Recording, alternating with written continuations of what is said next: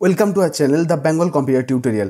আজকে আমি চলে এসেছি আপনাদের কাছে এমএস ওয়ার্ডের দুর্দান্ত কয়েকটি টিপস নিয়ে, যেগুলো কিন্তু আপনাদের কাছে খুবই ইম্পর্ট্যান্ট হতে চলেছে এবং যেটি সম্পূর্ণ কিন্তু ইউনিক। তো কি সেই টিপসগুলো, তো চলুন দেখে নেওয়া যাক।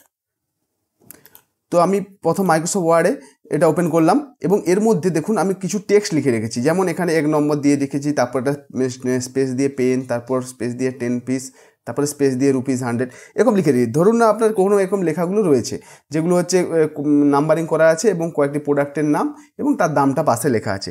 তো এগুলো নর্মাল টেক্সটে আছে, কিন্তু আপনাকে যদি বলা হয় যে এইগুলোকে সব টেবিলে কনভার্ট করতে, তো আপনি কীভাবে করবেন? কারণ আপনাকে কী করতে হবে, একটা টেবিল তৈরি করতে হবে। অন্য পেজে গিয়ে আপনাকে কী হয়, ডকুমেন্টসগুলোকে এখান থেকে যে টেক্সটগুলোকে আলাদা আলাদা করে সিলেক্ট করে সব কপি পেস্ট করতে হবে আলাদা আলাদা কলাম ওয়াইজ। তো এতেও আপনার অনেক সময় চলে যাবে। তো আপনি আজকে শিখবেন যে কীভাবে ডাইরেক্ট টেক্সটকে টেবিলে কনভার্ট করা যায়। তো দেখুন, প্রথম আপনি কী করবেন, আপনার টেক্সটগুলোকে সমস্তকে সিলেক্ট করে নেবেন। আপনার যত টেক্সট আছে সবকে সিলেক্ট করে নেবেন। এইভাবে লেফট ক্লিক করেও করতে পারেন অথবা কন্ট্রোল-A প্রেস করে। এরপরে কোথায় যাবেন? ইনসার্ট থেকে টেবিল অপশানে যাবেন। দেখবেন এগুলো ব্লক হয়ে থাকবে, এগুলো কোনোই কাজ করবে না। এরপর আপনার সোজা নিচের দিকে চলে আসবেন, এখানে কনভার্ট টেক্সট টু টেবিল বলে লেখা আছে। কনভার্ট টেক্সট টু টেবিল অপশানে ক্লিক করবেন। করার পরে একদম এখানে নিচের দিকে চলে আসবেন। দেখুন এখানে এই যে আদার্স বলে একটা অপশান আছে, এই আদার্স অপশান এগুলো যা আছে তেমনই থাকবে। তো এই আদার্স অপশানের উপর ক্লিক করে আপনারা কী করবেন, এখানে জাস্ট একটা স্পেস দেবেন। ঠিক আছে, কিছুই করার দরকার নেই, জাস্ট একটা স্পেস দিবেন। কেন এই স্পেসটা দিলাম? কারণ দেখুন এখানে আমার 1 নম্বর, তারপরে স্পেস দিয়ে কিন্তু পেন লেখা আছে, তারপরে একটা স্পেস দিয়ে 10 পিস, তারপরে স্পেস দিয়ে রুপিসটা মানে প্রাইসটা লেখা আছে। তো আপনার যদি দুটো স্পেস থাকে তাহলে দুটো দিবেন, যদি একটা স্পেস থাকে তাহলে একটাই দিবেন, নাহলে কিন্তু টেবিলে কলাম অনুযায়ী ডেটাগুলো ঠিকঠাক বসাতে পারবেন না। তো ধরুন আমি এখানে একটা স্পেস আছে বলে একটা স্পেস দিলাম। এরপর আমি জাস্ট ওকে বাটনে ক্লিক করলাম। দেখুন আমার কিন্তু এদিকে দেখুন সিরিয়াল নাম্বারটা এদিকে চলে এসেছে, এদিকে দেখুন প্রোডাক্টের নামগুলো আলাদা কলামে চলে এসেছে। তারপরে এখানে একটা ব্ল্যাঙ্ক যেহেতু স্পেস এক্সট্রা দেওয়া ছিল তাই আমি ওটা দিয়েছি। তো এখান থেকে দেখুন এখানে কি আছে, আমার পৃষ্ঠা আলাদা আর এখানে দেখুন প্রাইসটা আলাদা আলাদা কলামে চলে এসেছে। তো এইভাবে হচ্ছে কি আপনিও কিন্তু এইভাবে আপনার টেক্সটগুলোকে ডাইরেক্ট টেবিলে কনভার্ট করতে পারেন। তো এই ছিল আমাদের প্রথম টিক্স। এটা কিন্তু খুবই ইম্পর্ট্যান্ট টিক্স, আপনার কাজকে অনেকখানি সহজ করে দিবে। তো এবার টিক্স 2টা কি? তো ধরুন আমি এখানে গুগল ক্রোম খুলে রেখেছি। তো গুগল ক্রোমে আমার হয়েছে ওই নেতাজি, আমি যে কোনো একটা টপিক না, আমি এখন নেতাজি লিখলাম, নিয়ে সার্চ করলাম। ধরুন নেতাজি সুভাষচন্দ্র বোস সম্বন্ধে আমাদের কিছু জানার দরকার আছে। তো আমি এখানে সার্চ করলাম, এখানে ক্লিক করলাম, করলে দেখতে পাবেন এই উইকিপিডিয়া থেকে দেখুন এখানে নেতাজি সম্বন্ধে অনেক কিছু লেখা আছে। তো দেখুন না আমার হচ্ছে এই নোটসগুলো আমার প্রয়োজন। তো আপনি যখন এই ডেটাগুলোকে কপি করবেন, নর্মালিভাবে আপনি কী করবেন, সিলেক্ট করে এখান থেকে, এখানে অনেক আছে, আমি কিছুটা কপি করে নিচ্ছি। ধরুন না আমি এতটা অবধি লেখাটাকে সিলেক্ট করলাম। এবার কী করলাম, রাইট ক্লিক করে কপি করলাম। কপি করে আপনারা কী করবেন, নিশ্চয়ই মাইক্রোসফট ওয়ার্ডে যাবেন। মাইক্রোসফট ওয়ার্ডে গিয়ে কী করবেন, এখানে পেস্ট করবেন। কন্ট্রোল-V প্রেস করলাম, দিলে আমার সবগুলো পেস্ট হয়ে যাবে এবং এটাকে সেভ করবেন। কিন্তু আপনারা দেখুন যে এই যে লেখাটা রয়েছে এর মধ্যে এইগুলো ব্লু কালারের যে লেখা আছে এবং আন্ডারলাইন করা আছে, এগুলো কিন্তু এগুলোকে হাইপারলিঙ্ক বলা হয়। তো আপনি যদি এই ডকুমেন্টটাকে প্রিন্ট করেন সেটা দেখতে কেমন লাগবে? এমনিতে এখানেই খুব একটা সুন্দর লাগছে না, আপনি চাচ্ছেন একটা টেক্সট ফরম্যাটে হয়তো এটাকে সুন্দরভাবে লিখে আপনি কারো কাছে প্রেজেন্ট করবেন বা প্রিন্ট আউট করবেন। তো কিন্তু এইভাবে করলে তো আর ভালো লাগবে না দেখতে। তো এইভাবে কী করতে হবে, আপনাকে এই হাইপারলিঙ্কগুলোকে নর্মাল টেক্সটে কনভার্ট করতে হবে। তো এর জন্য আপনি কী করবেন, হয়তো রাইট ক্লিক করে এখানে দেখবেন রিমুভ হাইপারলিঙ্ক কথাটা লেখা আছে, এটাই ক্লিক করলে আপনার দেখুন এটা নর্মাল টেক্সটে হয়ে যাবে। যে কোনো লেখাকে ধরুন না এখানে রাইট ক্লিক করে রিমুভ হাইপারলিঙ্ক করলে এরকম হয়ে যাবে। কিন্তু এতে কী হবে, আপনার অনেক সময় চলে যাবে। তো যেহেতু অনেক বড় প্যারাগ্রাফ আছে, তো আরও বেশি লেখা থাকলে তো এটা তো অনেক সময় চলে যাবে। তো এইটাকে তাড়াতাড়ি করার জন্য কী করবেন, আপনার প্রথমে সমস্ত লেখাগুলোকে সিলেক্ট করার জন্য কন্ট্রোল+A প্রেস করবেন, সমস্ত সিলেক্ট হয়ে যাবে, বা মাউস দিয়েও সিলেক্ট করতে পারেন। এরপরে কন্ট্রোল প্রেস করে স্পেস বার প্রেস করবেন। দেখুন আমি যা কন্ট্রোল প্রেস করে স্পেস বার প্রেস করলাম, দেখুন সমস্ত আমার লেখাগুলো যেগুলো হাইপারলিঙ্ক ছিল সেগুলো সমস্ত চলে গেছে এবং দেখুন এগুলো নর্মাল টেক্সটে হয়ে গেছে। তো জাস্ট কয়েক সেকেন্ডের মধ্যে এগুলো আপনারা করতে পারবেন। তো এইভাবে হাইপারলিঙ্ককে আপনি সহজে এখানে রিমুভ করতে পারবেন এবং নর্মাল টেক্সটে পরিণত করবেন। এই ছিল আমাদের সেকেন্ড টিপস।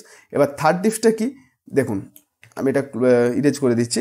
এবার ধরুন আপনাকে বলা হলো যে আপনি পেজে, ধরুন আপনি এখানে মাউস কার্সারটা রয়েছে, আমি এখানে কিছু একটা লিখছি। তো আপনাকে বলা হলো যে পেজের জাস্ট মাঝখানে কিছু একটা লিখতে, বা এই এতটা দূরে এসে এইখানে কিছু লিখতে, যেখানে আমার কার্সারটা দেখতে পাচ্ছেন। তো আপনি কি করবেন, এখান থেকে হয় এন্টার মেরে মেরে আপনি এখানে নামবেন। এবার যদি মাঝখানে লিখতে হয় প্রেস করবেন অথবা ট্যাব প্রেস করবেন, যে করে হোক যেতে হবে। তো এইভাবে কিন্তু আপনার অনেক সময় চলে যাবে। কিন্তু আপনারা জানেন কি যে আমাদের মাইক্রোসফট ওয়ার্ডে কিন্তু যে কোনো জায়গায় আপনি লিখতে গেলে পেজে যেখানেই লিখুন এখানে দেখুন এখানে মাউস কার্সারটা আনবেন এবং জাস্ট ডবল ক্লিক করবেন। দেখুন এখানে লেখা হচ্ছে, আপনি যেখানে লিখতে, তো এইভাবে কিন্তু আপনার মাইক্রোসফট ওয়ার্ডে যে কোনো, দেখুন আমি এখানেও ডবল ক্লিক করলাম, এখানেও কিন্তু লেখা হচ্ছে, আপনি যেখানেই জাস্ট লিখতে চাইবেন সেখানেই মাউস পয়েন্টার নিয়ে গিয়ে ডবল ক্লিক করবেন, দেখুন সেখান থেকে কিন্তু লিখতে পারবেন। তো এটার মাধ্যমে আপনি কিন্তু এই স্পেস বার বা ট্যাব কি এসব ঝামেলা মুক্ত হয়ে যাবেন এবং জাস্ট সহজেই কিন্তু যে কোনো পজিশনে আপনি লিখতে পারবেন। তো এই ছিল আমার 3 নম্বর টিপস। এবার 4 নম্বর টিপস, তো আমার 4 নম্বর টিপস কি দেখে নেওয়া যাক। তো এখানে দেখুন এই যে আমরা জানি যে এই ফাইল মেনু, আমরা জানি যে এই হোমের মধ্যে কী হয়, এই যে রিবনটার মধ্যে আলাদা আলাদা টুলস থাকে, ইনসার্টের মধ্যে ক্লিক করলে আলাদা আলাদা টুলস থাকে। তো এই টুলসগুলো ব্যবহার করার জন্য আমাদের যদি চোখের সামনে এগুলো থাকে তো আমাদের ব্যবহার করতে সুবিধা হয়, কিন্তু আমি দেখুন যখনই বাইরে ক্লিক করছি তখনই কিন্তু এই যে রিবনটা কিন্তু হাইড হয়ে যাচ্ছে, আবার এখান থেকে ক্লিক করে করে আমাকে কিন্তু এই টুলসগুলোকে এখান থেকে বেছে নিয়ে তারপর কাজটা করতে হচ্ছে। তো এটা অনেকটা সমস্যা তৈরি করে।